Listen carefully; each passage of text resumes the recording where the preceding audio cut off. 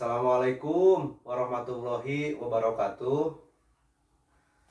Alhamdulillah, ibu-ibu sekalian, kita bisa bersilaturahmi kembali, bisa bertatap muka kembali, dan tentunya bisa bersama-sama belajar.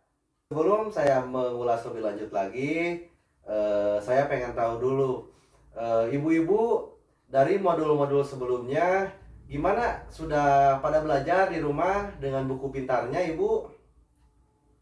Baiklah, ya, syukur.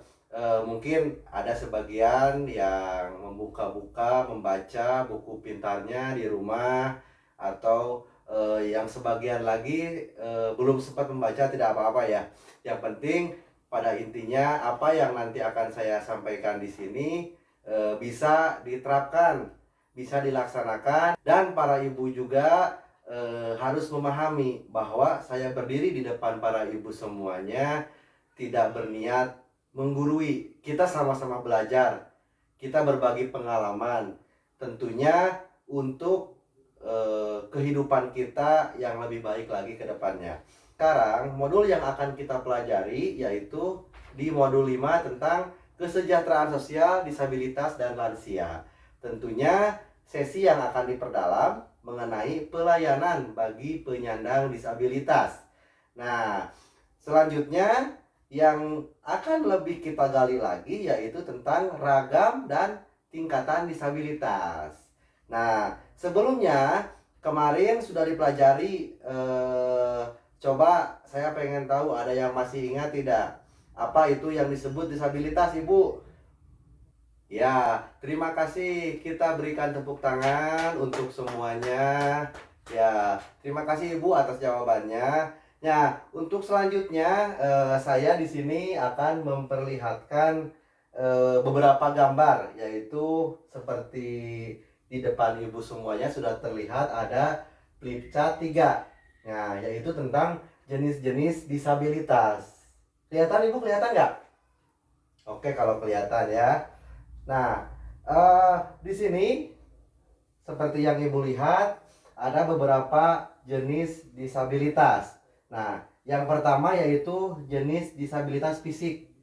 Disabilitas fisik ini biasanya orang yang memiliki keterbatasan secara fisik. Contohnya misalkan mengalami kelumpuhan atau mohon maaf ya, sejak lahir tidak memiliki kaki, tidak memiliki tangan, dan lain sebagainya.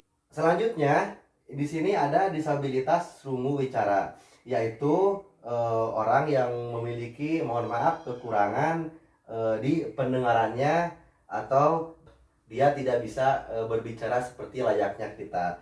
Kemudian di tengah-tengah ada disabilitas mental, yaitu biasanya ini orang yang hyperaktif atau terlalu aktif, atau orang yang memiliki keterbelakangan mental. Nah, selanjutnya juga di sini ada disabilitas netra ya para ibu, yaitu orang yang memiliki kekurangan, dia tidak bisa melihat seperti layaknya kita. Kemudian yang terakhir ada disabilitas intelektual. Ini sering kita sebut kalau di kampung, yaitu istilah kampungnya itu wajah seribu. Kenapa? Biasanya orang-orang yang memiliki disabilitas intelektual ini memiliki kemiripan wajah, atau sering kita sebut bahasa istilahnya yaitu Down syndrome. Baik para ibu sekalian, dari sekian banyak jenis disabilitas yang sudah saya tadi jelaskan, tentunya bila mana kita memiliki anggota keluarga yang menyandang disabilitas tersebut, harus mendapatkan dukungan, harus mendapatkan perhatian yang lebih dari kita sebagai anggota keluarganya. Karena kenapa? Karena jika anggota keluarga yang menyandang disabilitas tidak kita dukung, tidak kita berikan hak-haknya, orang tersebut biasanya akan memiliki sifat yang sensitif gitu, dan tidak bersemangat dan lain sebagainya. Makanya kuncinya itu tetap ada di keluarga. Selain keluarga juga tentunya faktor lainnya di lingkungan atau di tetangga kita juga harus sama-sama mendukung orang dengan penyandang disabilitas. Intinya tidak boleh dikucilkan.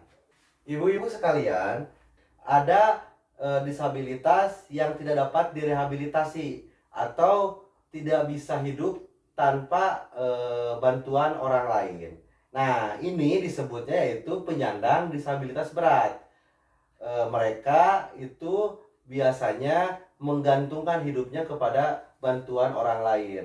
Nah, di sini di flip chart 4 bisa Ibu lihat dan bisa Ibu baca juga pengertian lebih lengkapnya mengenai penyandang disabilitas berat, yaitu penyandang disabilitas yang kedisabilitasannya sudah tidak dapat direhabilitasi lagi, tidak dapat melakukan aktivitas kehidupannya sehari-hari, dan atau sepanjang hidupnya tergantung pada bantuan orang lain dan tidak mampu untuk menghidupi dirinya sendiri. Paham? Jadi mereka penyandang disabilitas itu harus dan selalu membutuhkan bantuan orang lain karena biasanya tidak dapat memenuhi kebutuhan hidupnya secara mandiri. Nah, itu para ibu sekalian yang bisa saya sampaikan mengenai jenis disabilitas dan penyandang disabilitas berat di pertemuan P2K2 kali ini. Untuk selanjutnya, siapa tahu ada pertanyaan atau ada masukan, ada saran, silahkan Bu. Akhirnya materi mengenai jenis-jenis disabilitas alhamdulillah sudah saya sampaikan. Terima kasih atas segala perhatian, atas segala partisipasi para ibu-ibu KPM semuanya. Dengan demikian kita akhiri saja pertemuan P2K2 season ini.